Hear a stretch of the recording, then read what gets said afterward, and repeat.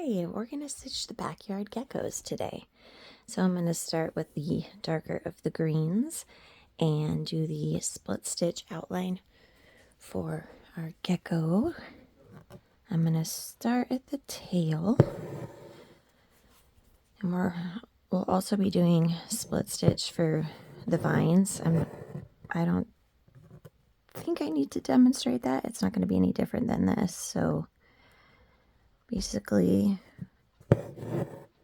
I guess I should say I do back split stitch because it's easier. So I do my first stitch and then I split back into that stitch like so. And I'm trying to do itty bitty teeny tiny stitches.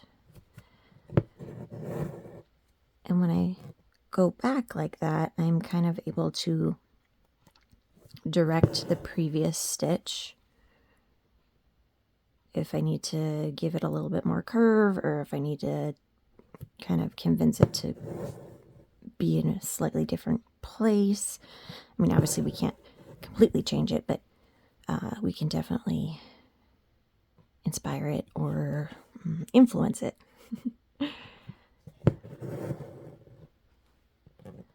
So this is back split stitch. I'm making my stitches intentionally tiny, just because I like the way it looks. And I tried my best to keep it consistent throughout the project, the stitch distance.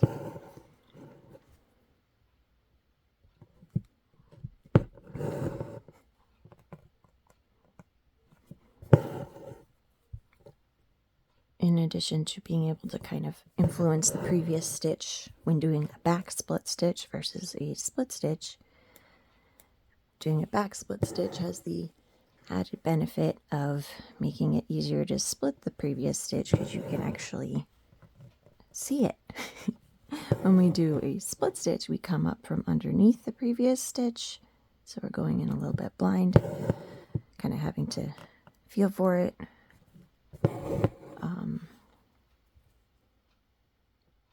Yeah, this is just way easier, I find.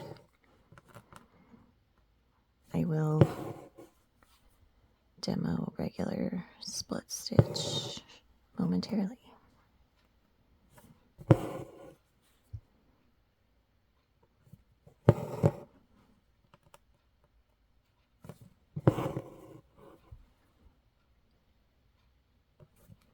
Using these tiny stitches is also helpful with these curvy lines, so we can better stick to our guidelines. And remember, if you do have one of my kits with printed fabric, these guidelines are permanent. So as you stitch, make sure you are covering them.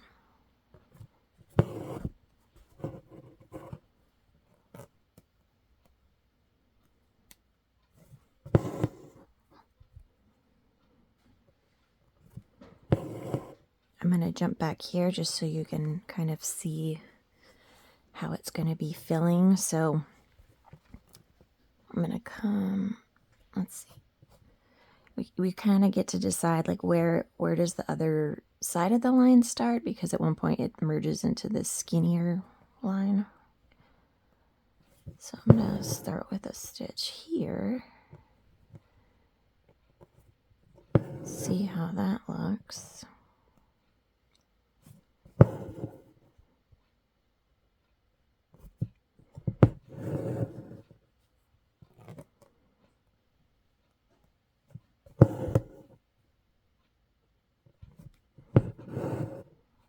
I feel like it kind of has like a skinny spot right here, so I'm actually going to go correct that really quick by just adding a tiny little stitch here, and then we'll see. Does that look better? Yeah, I think that looks better. Okay, I'll keep going.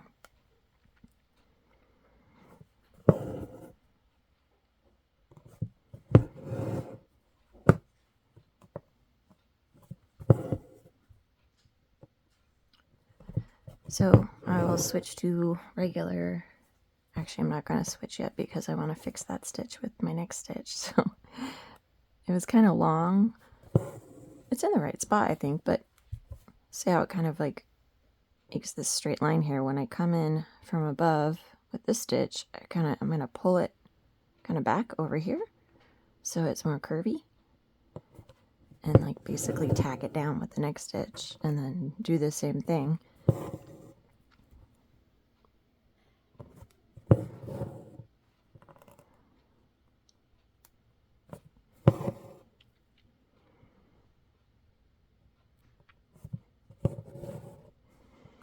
And that way you can kind of manipulate that previous stitch to help it be where you want it to be.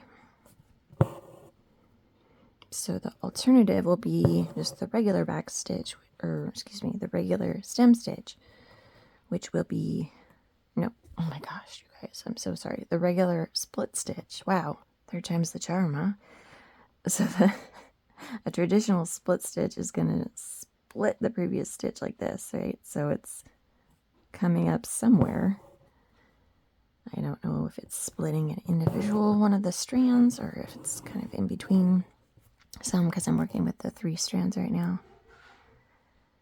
So it's, oh jeez, I don't know what just happened, but we're just just yanking it. That was kind of aggressive. I really don't like it. I have to switch back. So yeah, if you prefer traditional split stitch, go for it. All right.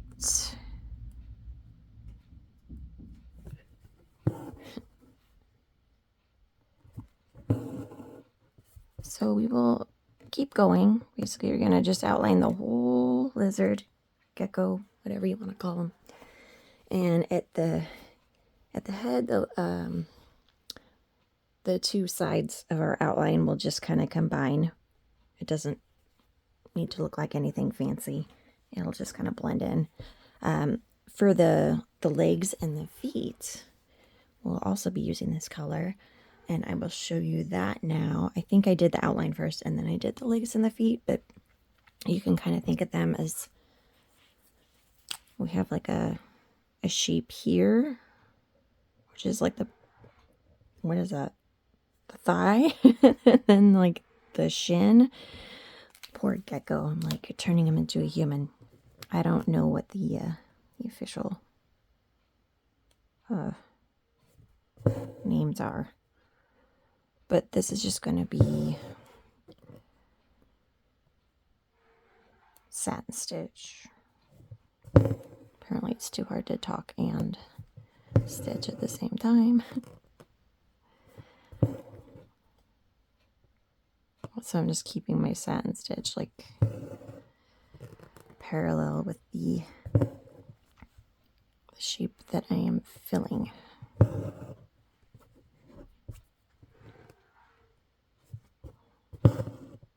I would actually recommend doing like the outsides and then the inside.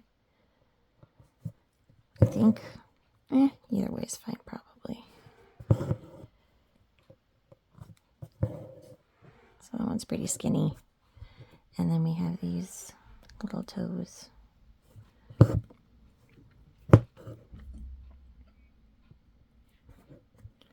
are just basically straight stitches. However, if you want plumper toes, you can do a couple stitches. You can either do the other stitches on top of this first layer, or you can do them next to make them wider. I think I would just kind of do another layer on top. So it gives them a little bit more bulk. But that is optional. Yeah. So I think I will jump to filling next. So we're just going to pretend like I actually did the full outline. And again, the vines here are the same, just continuing with this thread and doing the split stitch or the back split stitch. So next we're going to use this color. What color is this? What color is this? This is, who knows? DMC has like names for all of these, but they're not official. Because right here, this looks like a green, kind of a green blue, but then when you bring in this green, it's like, oh yeah, that's definitely like more of a teal color. Okay, no one cares about my thoughts on that. Let's move on. So we're gonna fill with 6 strands now, just doing the same stitch. So what's gonna happen is we're gonna have like a kind of a center line like this.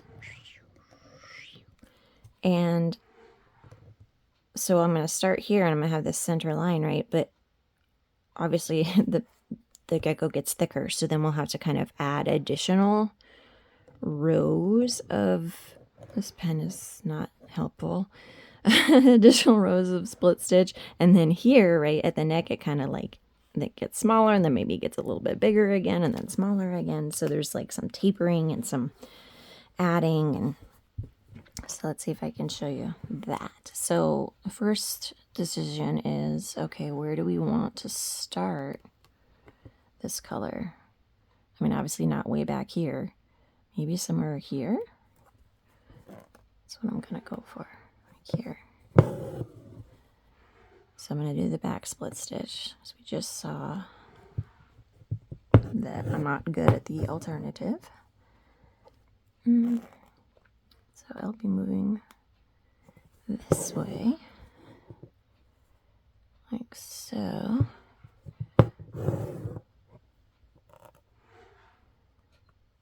As I go, I feel like I could have gone a little bit further here. And I think we could probably do a little fake out there. Sorry, I need to go down here, but there's a knot under there I'm trying to avoid. So let's see if I just do kind of a little fake out here.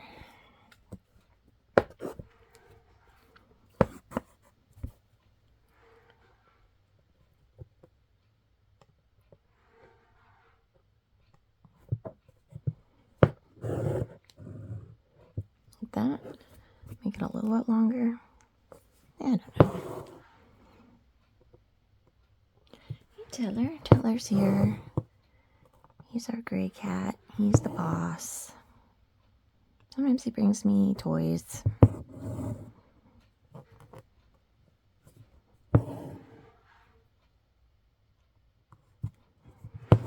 So I'm just using the same technique here.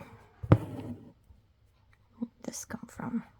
Look at that. That was wild. I split the single strand here of a tail with 6 strands of thread. That is fascinating. Okay, I don't want this though. Not invited to the party. Uh-oh, now Biscuit's here, my orange cat. Hopefully they'll stay on the floor. So I talked about having like a center line. I guess really it kind of splits into 2 first. So like one side would go here.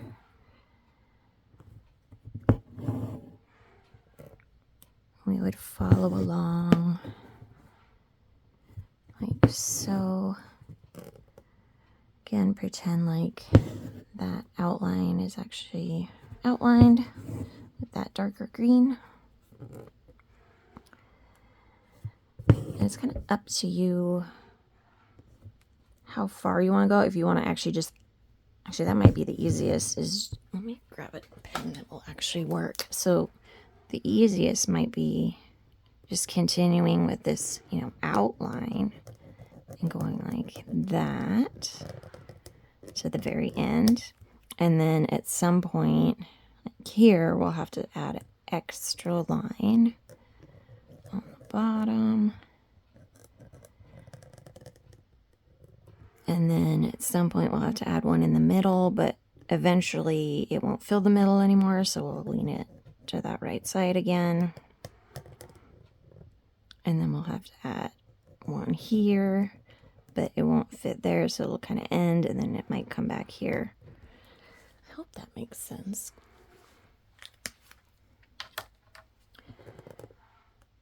So that is to say, do you want to do each row at a time, or do you want to kind of like build the rows out?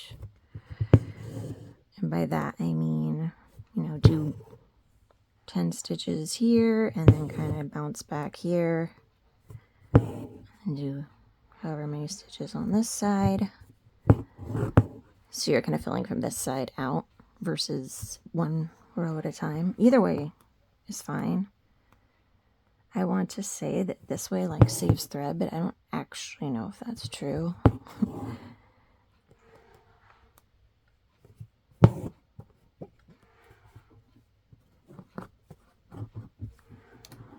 Sorry, a little knot I've created.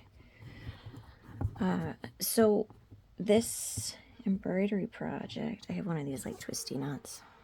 There, it's gone. Hooray! This project was inspired by actual backyard geckos. Our geckos don't actually look this cool, bright color. They're more, you know, they blend in with the desert, which they should, right? They would be way too easy to catch if they were this color here. But they're kind of like a dull brown green. And they can get big, surprisingly. So we have like a couple that lives under our barbecue, and one that lives out front that we see pretty regularly.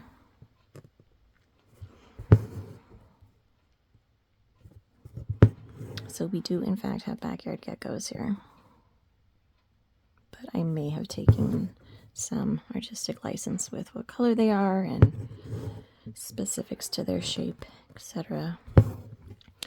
Okay, so I went a little bit on this side, so I'll go back and add a little bit more on this side.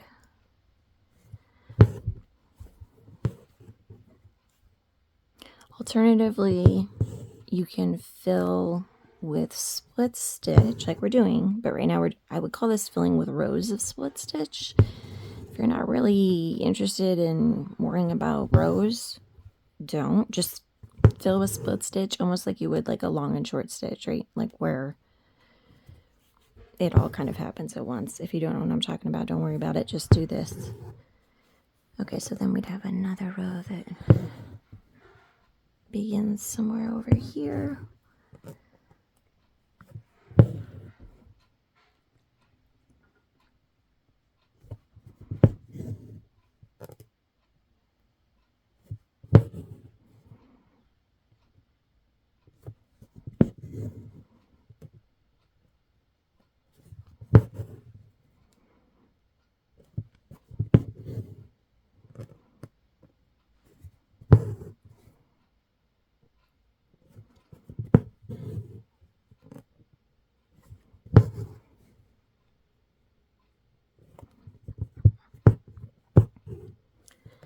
And then one that we need to start here somewhere.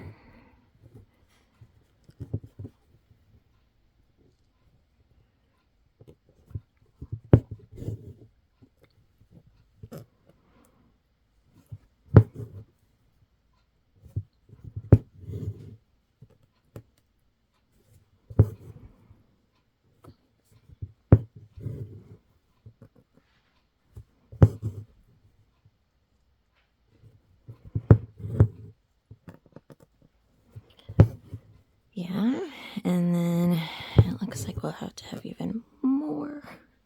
So we'll have one down the center, because right now we have two on each side, 2 rows on each side, right? So it looks like it's probably going to end up being 6, maybe?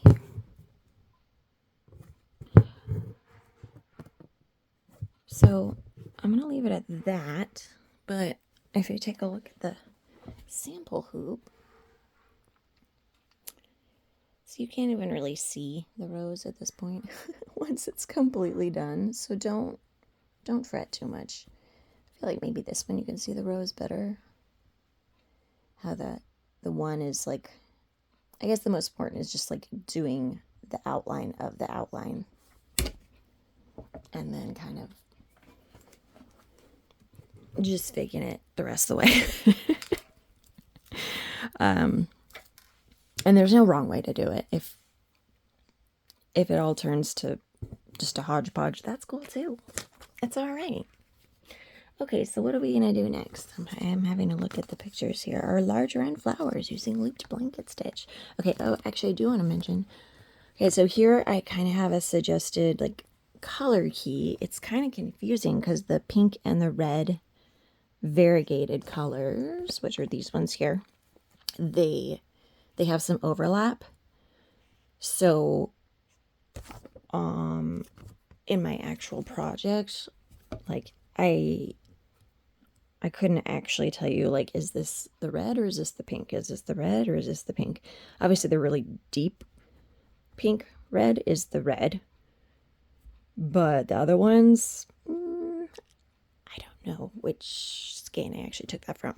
So just keep that in mind, that those are potentially interchangeable. The orange is unique. It's its own orange. So as you do the project, let's see, I have like 4 of the big flowers orange. It's up to you really where you want to put those. You can follow my instructions exactly as far as placement, or you can do whatever you want. You can even have like all the orange on one side and then have it like transition to the pink to the red. Whatever you want to do. Just be mindful of what you have in the kit. You have a skein of each. So if you do want the orange to be like perfectly distributed throughout the project, make sure you're mindful of that. And then let's see. Okay, I'm going to grab this to do a demo of the looped blanket stitch. And let's go ahead and do it. Do it on this one? Sure, Jessica. Oh dear. So you can see I have a piece here that I cut that starts with the darker color and goes to the lighter color. And when you have a piece like this, you can decide, well, what do I want to start with? Do I want like the outside of the flower to be the lighter color, or do I want the outside to be the darker color? And in this case, I put a knot at the darker end, so we're going to start with the darker end. But that's how you can kind of play with and adjust the variegation, or you could just not worry about it all and just cut a piece and go. So if you've never done blanket stitch before, you might want to check out blanket stitch. And actually, before I even go even further, if you are struggling with this stitch, you are very free to substitute in a different stitch, like a woven wheel rose, an open woven wheel rose, a stem stitch rose, a chain stitch rose, a split stitch rose, whatever you want. So once you figure out blanket stitch, I'll put a little link to a blanket stitch tutorial in the comments or the caption.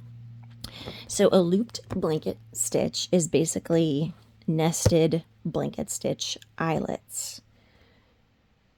So I'm including the instructions for both in your kit, in your instructions. So we're making this cute little eyelet, but with the looped blanket stitch, we don't go all the way to the center with the first one. That's why I have this designation of like the circle in a circle. And it's up to you how many rows you want to do. If you want to do, like in this drawing, it's 3. Let's see, what have we got here? Some of these I can't even tell. 1, 2, 3, 4. This one's got 4. That's a lot. For some of the smaller ones, I would assume I did fewer, but honestly, it gets harder to tell here. 1, 2, 3. That's probably 4. So there's a lot of variation you can do with these. How about I stop talking and just do it? I'm going to do 2 so it's easier to see. So I'm going to do my first eyelet with this as the outline, and then this center is my center part. So I'm going to come up here, and I'm going to go down here, kind of leave a loop here, and then I'm going to come up on that outer edge to catch this loop, like so. And then I'm going to keep going. And it's up to you how many stitches you want all the way around the edge. And it's up to you how tight or loose you want these stitches to be. Regardless of that, we go down along our center and then leave a loop and then catch that loop by coming up on the outer.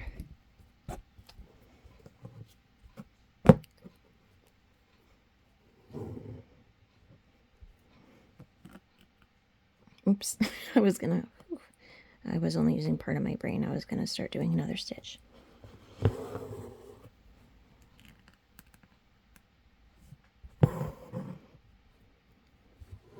So if you can, try to make these stitches that go all the way around like roughly the same as far as distance between each other and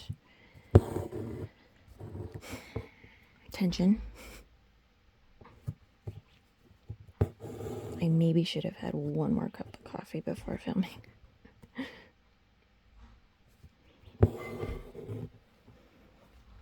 I'm actually turning my body at this point because I'm not used to doing this stitch upside down. I just realized I usually just spin my hoop.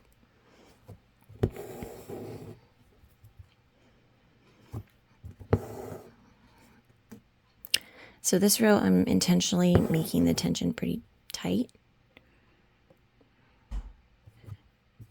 Generally, I do make the first row tighter than the other rows. But the looser you make these, like the harder it is to see what's actually going on. So I wanted to make sure you guys could see.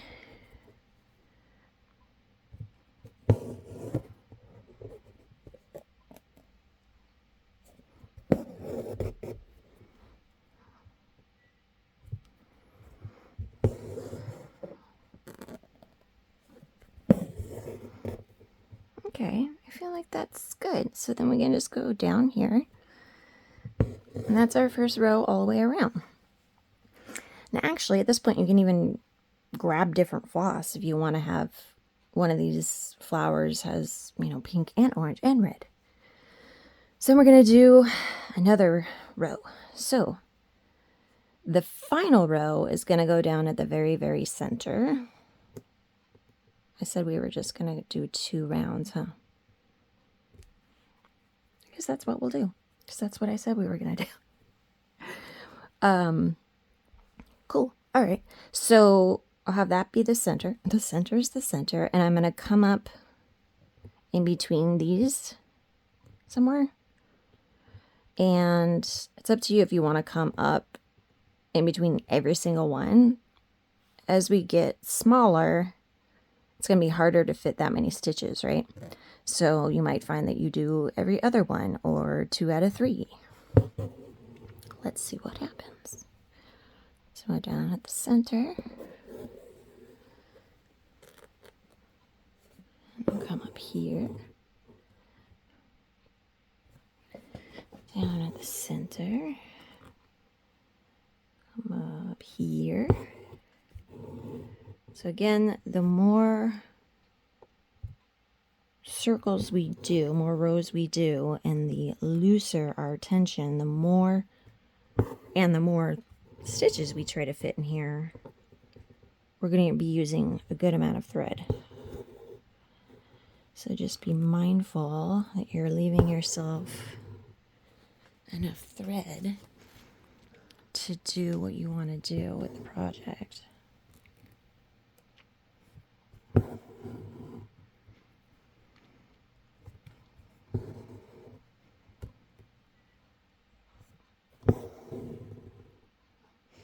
So if you wanted to do 3 rows instead of 2, this row, you wouldn't have it go all the way to the center. You would have it go, just inside of that center circle.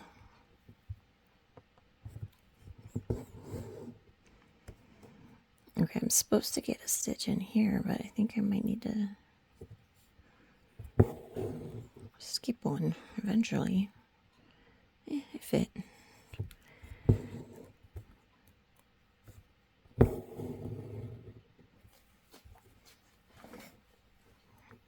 Also, how many stitches have we put into the center?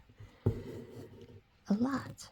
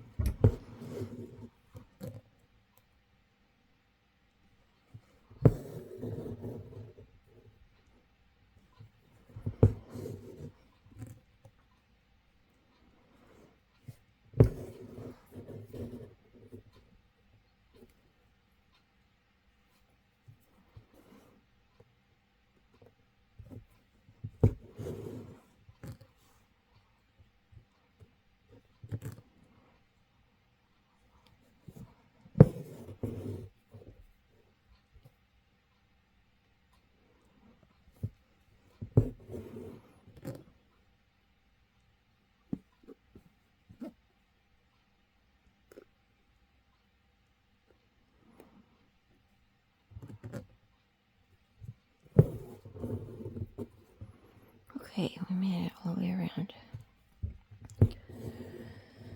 Whew. Alright, so that's 2. I feel like I should do another one so you guys can see it more closed. We'll just try it. We'll just do it on top. We'll see what happens. I'm going to start here. I'm going to go down the center. And I'm going to come up here. When I come up in between these, at this point there's so much thread already. There's a very good chance that I am not going in between stitches, but I might be splitting some stitches. I really do not know. Again, if you're really doing 3 rows, don't have that second row go in through the center. That was demonstration purposes only, because now it's quite thick there. It's working though. So I'm trying to make these very loose at this point.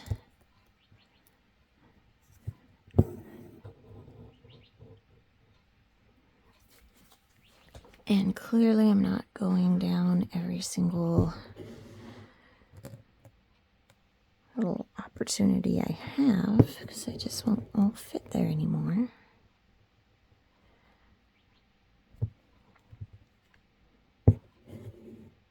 Again, if you're watching this or trying this and you don't like it, don't do it. You can always just do a single, like the eyelet, or you can do a totally different round stitch, like a woven wheel rose, etc.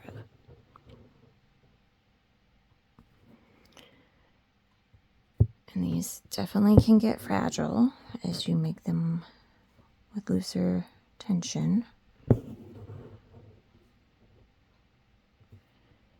So be mindful. And I'm just going to come right back down here, like so.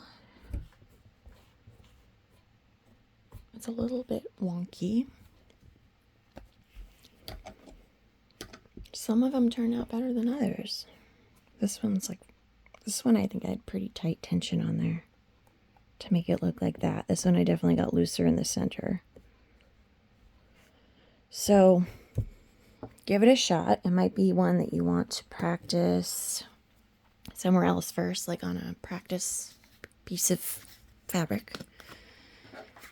Again, I'll include these diagrams so you can see kind of like the basic of the blanket stitch eyelet. And then here's the modification where we kind of nest them so that the outer rows don't hit the center, but the final one does. In this diagram, there's 4 rows so that they don't get to the center until that 4th row. Okay, so let's do some more flowers. Let's see. Okay, turkey work and petaled flowers. We're going to do this petaled flower first. We're just going to be doing detached chain stitches. So we start at the end of the petal, go down right back where we came up, and then we're going to catch this loop here like so and go down, and we just do that 5 times. Usually you see these lazy daisies kind of the opposite, where the pointed ends all touch, but in this instance we flipped around the petals so that they're a little bit pointier on the outside, and then we have all these anchor stitches at the center.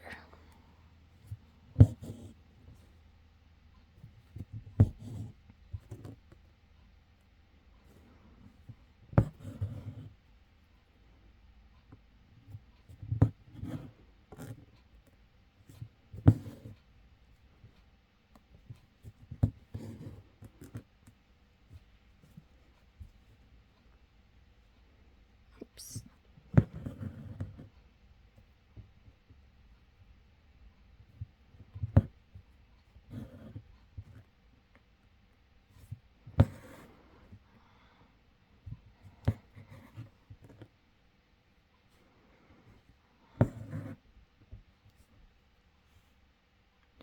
Ta-da!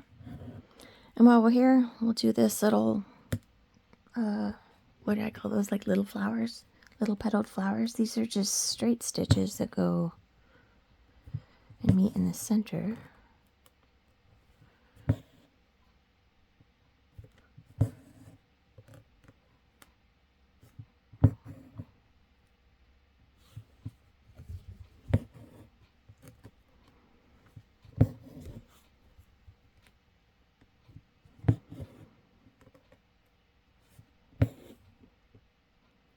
Like so. So we can do, why don't we do our French knots real quick too, since those are a little easier. And then is that everybody? Tiny petals, French knots. Yep, I think that's it. Okay. So I have a knot at the end of this, so I'm actually going to go down over here. So our French knots are going to go here. So what I like to do is come up on one side of the guideline, and then I'm going to do a wrap, 1, 2, and then I'm going to go down on the other side of the guideline, and I'm going to draw that wrap down to the surface of the fabric and pull through like so. So up on one side, 2 wraps, 1, 2, down on the left side, draw that wrap to the surface of the fabric and pull through. If you're struggling with that, you can try to do just a single wrap. The more wraps you do, the harder they are. So if you just do a single wrap and then down on the other side, it'll work, but I think it's a little small, so you'll have to come in and just, instead of having it be a triplet, it'll just be kind of like a bunch, like a bunch of grapes.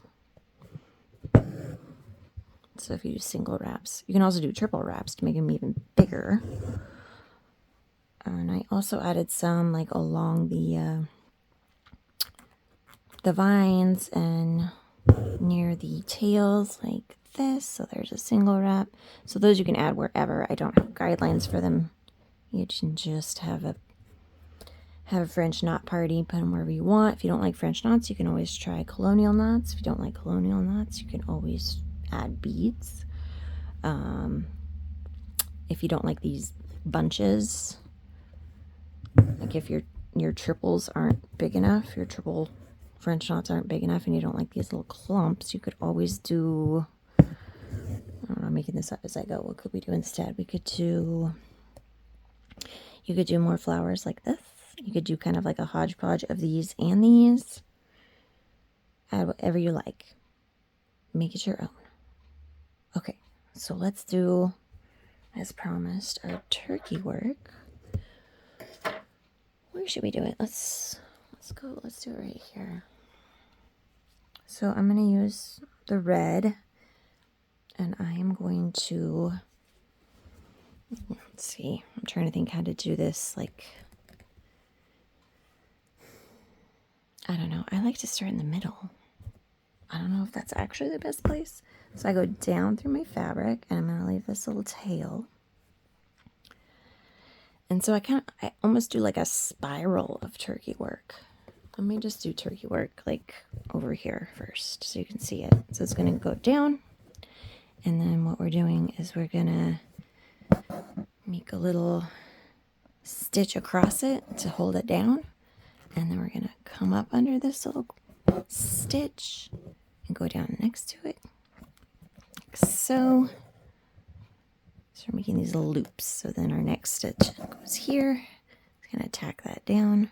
I'm totally exaggerating this so you can see it. And then the next stitch comes up from underneath. Like so. Oh, that did not come up from underneath, did it? In theory, it should. Okay, so if you do it like this, what's happening is the turkey work kind of lays flat. So another way to do it is when you can, instead of coming up from under and kind of angling, I actually just kind of come up from below like this, like a split. Because that way, at least that part of the thread is going to come more out towards the viewer, right? Now this one won't because I have to tack it down somehow. But my next one I can pop up from under once again. So you can see how that poofs up, right? Versus the other ones. I mean, I kind of flip them up, but this one's going to like naturally want to pop out. Okay, so I'm doing that, but way smaller. So you could think of the circle as like rows. So that's like a turkey work row we just did. So it could be like a row here and then 2 shorter rows, one on top, one on bottom. Maybe we should do that. We'll think of it like that. So I'll go down. And then I'll do my teeny tiny little stitch over the top. And then I will pierce that. If I can.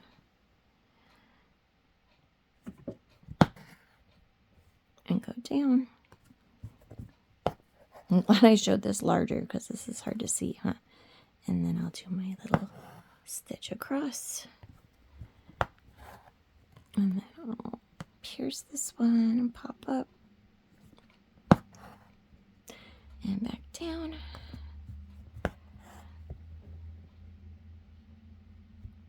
This one's a little tricky, right? Because we don't really want to go outside. So I might just do a tacking stitch like this, like from top to bottom, just to tack this down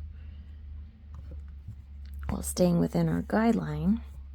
Okay, so there's our center row. So on this side, we'll do a middle row. Or I mean an upper row. Oh my goodness. Again, that extra cup of coffee. So here I'm going to do that stitch across, but I'm having the threads point down towards the bulk.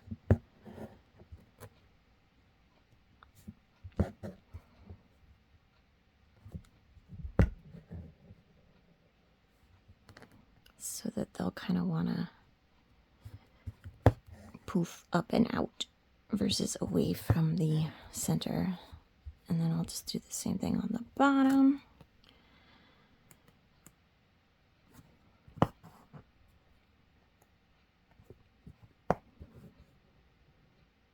And these loops can be even shorter than I'm doing because we're going to cut this like really short. If you are not into this fluffiness, if you want to do something else, you could do, well, other circular stitches again. So stem stitch rows, maybe with a little French knot in the center. Okay. And then I'll finish by just piercing this. Oof.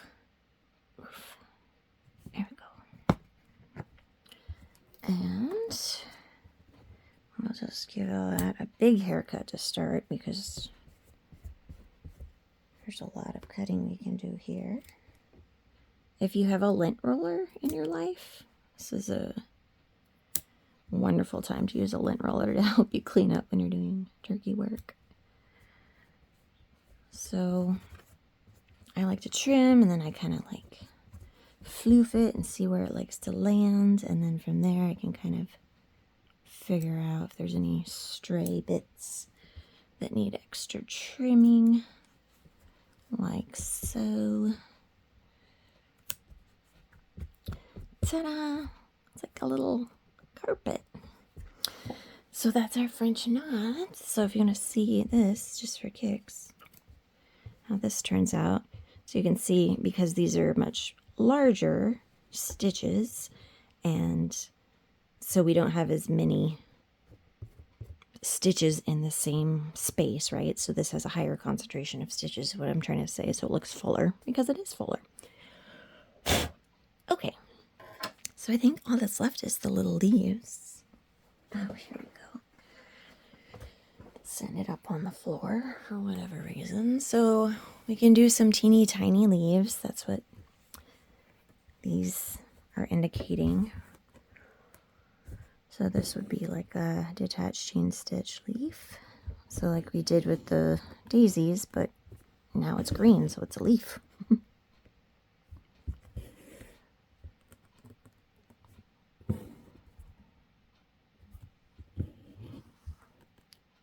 So you can add as much of these as you like. Like over here, like maybe you'd want to put one like this. And you can also just do straight stitches for kind of a smaller little leaf like that.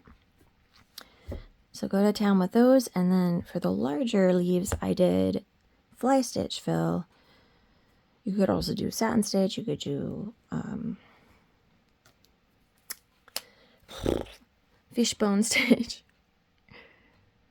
I'm just drawing a center line for us. So when I fill with fly stitch, you want to make sure that we cover the guidelines here, right? So we're going to kind of go beyond them to make sure they're covered. And so I'm going to start with a center stitch, and then I come up on the left, go down on the right, but leave this loop, and then I catch this loop here and anchor like so.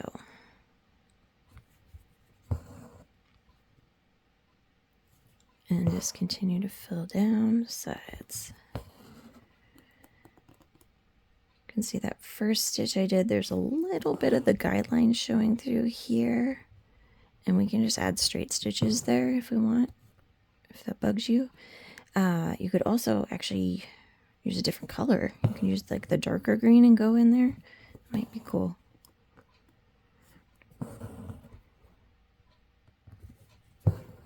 So once you get towards the bottom with the fly stitch, you might run out of room to actually do fly stitches. So I can barely fit in one more here, but I still have some guideline to cover, so I'm just going to use a straight stitch here and here, like that. And then again, if you have like some guideline showing through, you can always come up here and Just add a couple stitches to cover it if it's bugging you.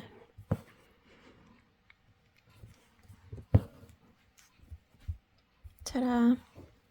I think that's it. So have fun, play with this. It's, I mean, clearly mine's a little bit wonky here. Yeah, if you've never done it, you might want to just grab some scrap floss and like play and see how many rows you want to do, play with your tension, see what you like. You know, you could even do like a, let's see, you could do something like this, like do the outer row and then on the inside do like a woven wheel rose. So make it just, I don't know what, that would be some kind of combo stitch, but play, have fun, make stuff up, have a good time. And if you have any questions or if you need any help, please send me an email and I will do what I can to help you out. Okay.